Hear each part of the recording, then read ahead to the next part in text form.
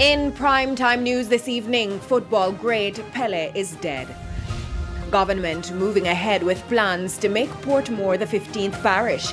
But what does that mean for the vote for mayor? And later, mayhem in Montego Bay Transport Center following daring afternoon fatal shooting. Good evening and welcome to Primetime News, live on air and online at onespotmedia.com. I'm Herman Green. And I am Andrea Chisholm with a preview of what's to come in business news. Here's Javon Keys. Thanks, Andrea. Partnerships in the insurance industry, GK Insurance, and returning to the market, Scotia General Insurance Agency have struck a deal. Now, I'll give you the details later. All right, from Javon, we go to Karen. She'll tell us what's coming up in sports. Karen? Well, Herman, we look at the life and times of the legend that's Pele.